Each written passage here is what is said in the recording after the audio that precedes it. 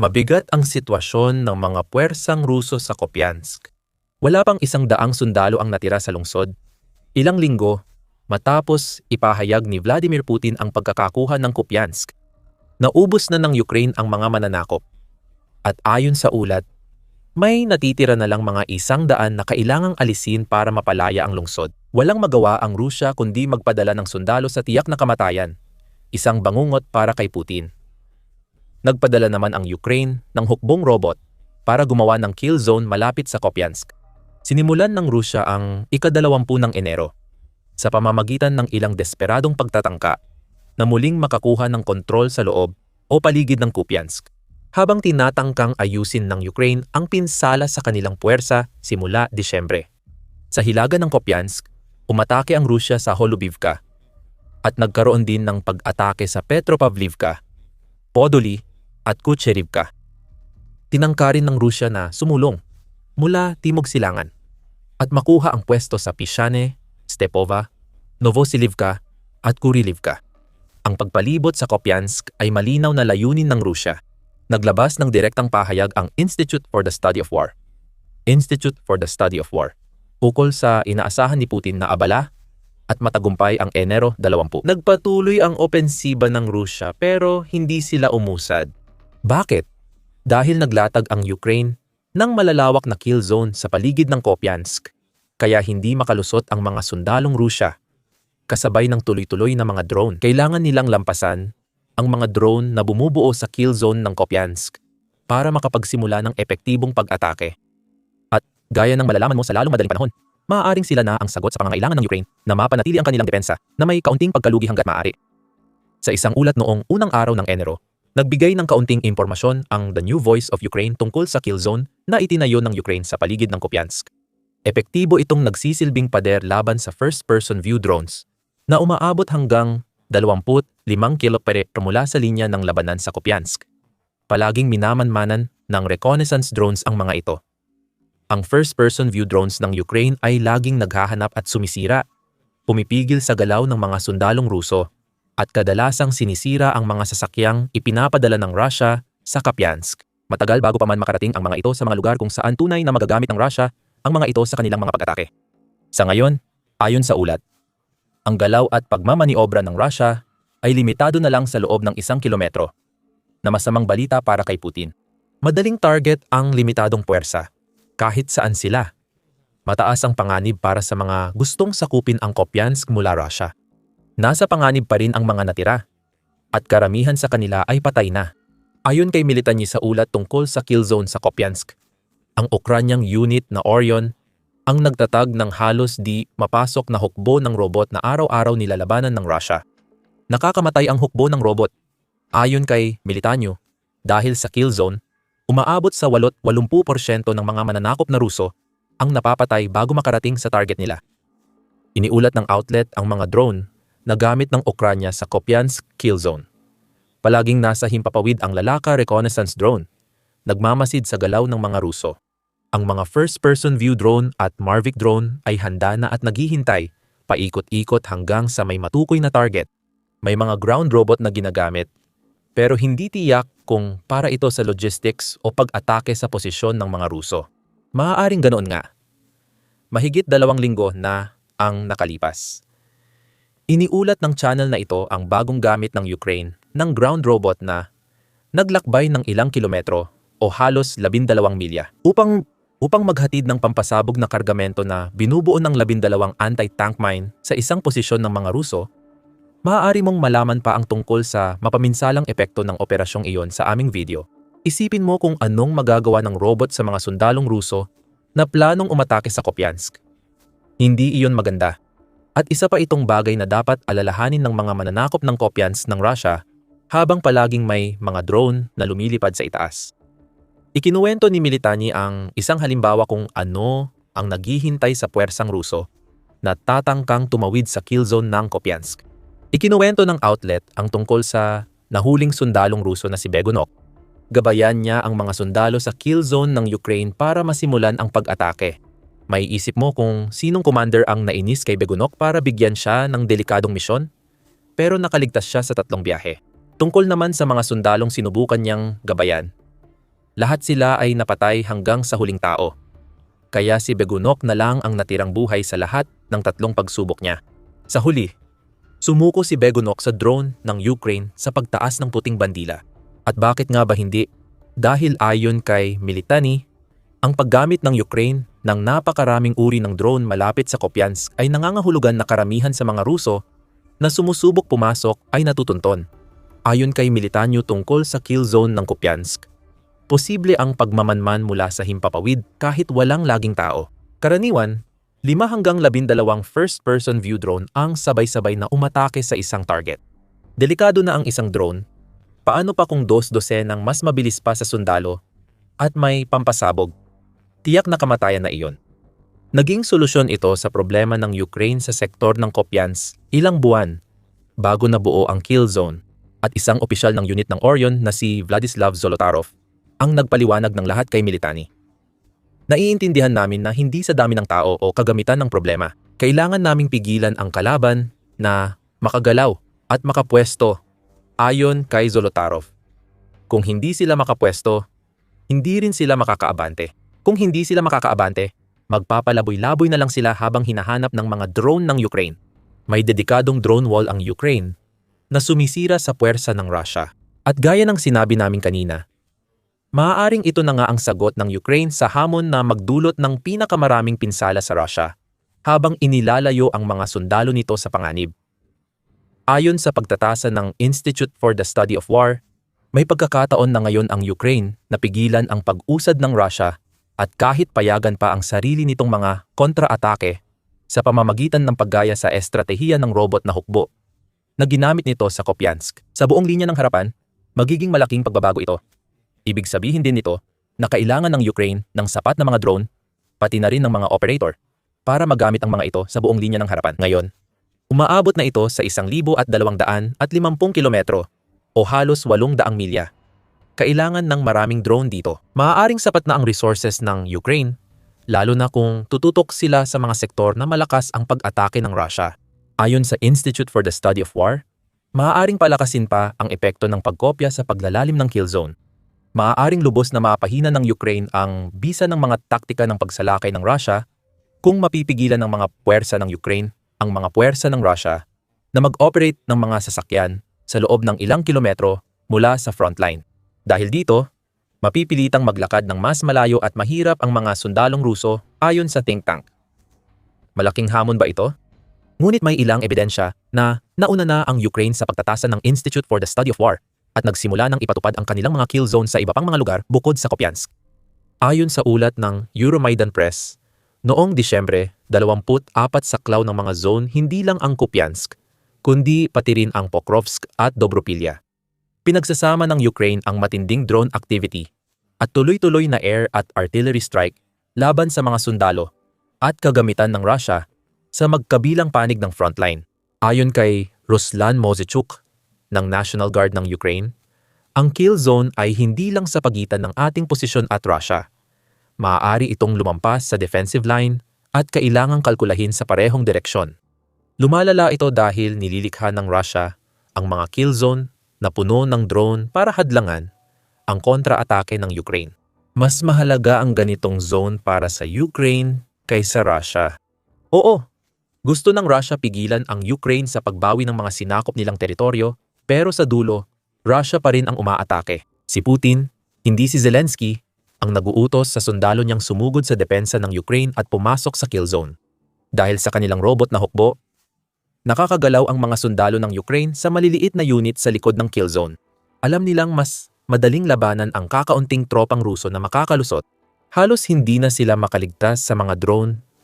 Tapos papasok pa sila sa teritoryong hinahanap sila ng mga sundalo ng Ukraine. Para sa Ukraine, delikado rin ang mga kill zone ng Russia. Pero mas maingat ang Ukraine kaysa sa Russia pagdating sa kanilang mga pag-atake. At kadalasan ay ginagawa lang nila ito kapag alam nilang mataas ang tsansa nilang magtagumpay. Ang pagdating ng mid-range na drone sa Ukraine ay mahalaga laban sa kill zone ng Russia. Tulad ng Bulava at Ram-IX ng Ukraine. Kayang maglakbay ng mga drone ng hanggang 100 kilometro o 62.1 milya kung matukoy ang punong himpilan ng isang Russian drone operator. Ang mga ganitong uri ng drone ay kayang pahintuin ang mga ganitong uri ng combat zone na nagbibigay daan sa mga tropa ng Ukraine na magsagawa ng kanilang mga kontra-atake. Sa depensa, mahalaga ang drone wall ng Ukraine at ito ang kanilang prioridad. Lalo na kung gusto pa nilang magpalawak. Ayon sa Institute for the Study of War, maaaring maging napakahalaga nito upang matiyak na mayroon silang pinakamaraming drone hanggat maaari. Muli, mukhang nauuna ang Ukraine dito pagdating sa dami. Naglaan ang Ukraine ng bilyon-bilyong dolyar para gumawa at bumili ng short-range na drone para sa kanilang kill zone. Ayon sa Kyiv Independent, inaasahang 3 milyong drone ang matatanggap ng Ukraine bago matapos ang taon. Ayon yan kay dating Ukrainian Defense Minister Denis Shmyhal. Sinabi niyang ang 3 milyong drone ay halos 25 beses na mas marami kaysa sa drones ng Ukraine sa katapusan ng 24. Milyon-milyong drone ang ginawa at binili ng Ukraine, marahil dahil sa mga kill zone. Kailangan pa rin ng Ukraine ng mas marami. At iniulat ng The Straits Times noong Enero na makakakuha pa sila ng dagdag. Ayon kay Mikhailo Fedorov, bagong defense minister, plano ng Ukraine na umasa sa mga drone para sa asymmetric warfare. Gagamitin nila ito sa estratehiyang nutrisyon para pilitin ang Russia na tapusin ang digmaan. Patuloy manood para malaman ang pangunahing layunin ng estratehiyang ito. Tungkol naman sa mga drone, idinagdag ni Fedorov na magsasagawa siya ng hakbang para palitan ang mga Mavic drone ng Ukraine na gawa sa China ng mga modelong gawa sa sariling bansa. Matalinong hakbang ito. Habang nababawasan ang pag-asa ng Ukraine sa inangkat na armas, lalo na mula sa bansang nagbibigay din sa Russia, mas tumitibay ang depensa nila. Sinimulan na ng Ukraine ang paggawa ng lokal na Mavic na may parehong kamera at mas mahabang lipad, at posibleng subukan na ito ngayong buwan. Mabilis at malaki ang kilos ng Ukraine.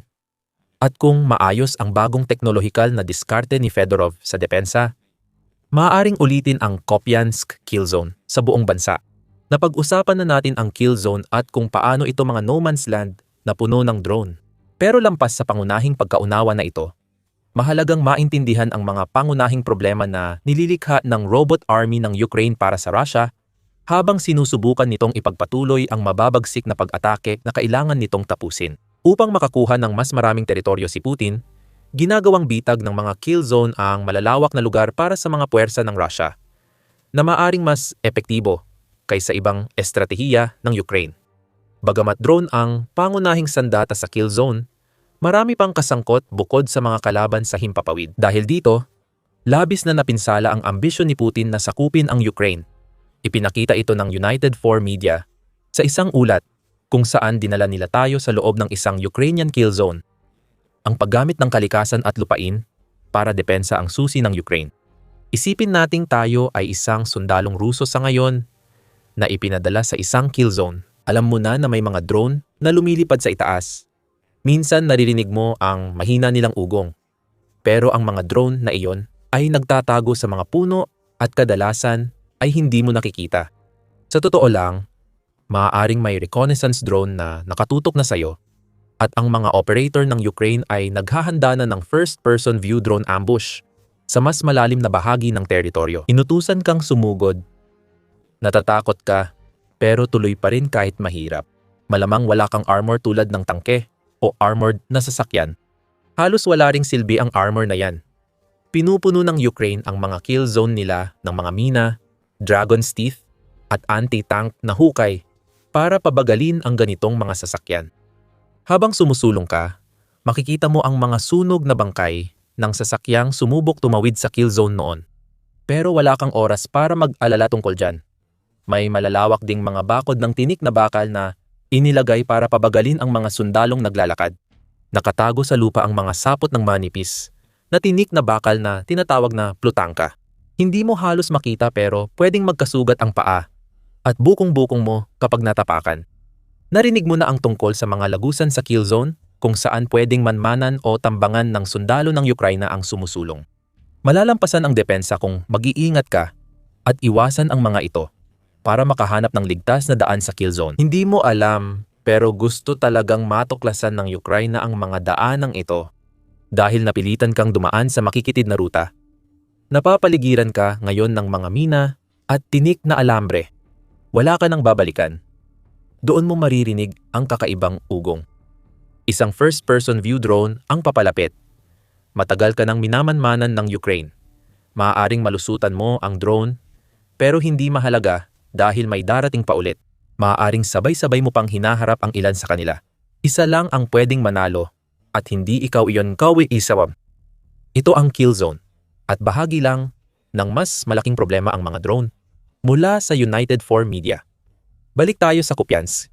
Naiintindihan mo na ngayon kung bakit sinira ng Ukraine ang hanggang 8% ng puwersa ng Russia sa paligid ng lungsod na iyon. Ayon sa politiko, nagkaroon ng kaguluhan sa loob ng 20 kilometro mula sa harapan, kung saan hinahanap ng mga drone ang mga sundalo bago pa sila makapagsimula ng pag-atake. Iniiwan na lang mamatay ang mga sugatan dahil hirap silang ilikas at halos imposible ring magdala ng bala, pagkain at tubig sa mga tropa.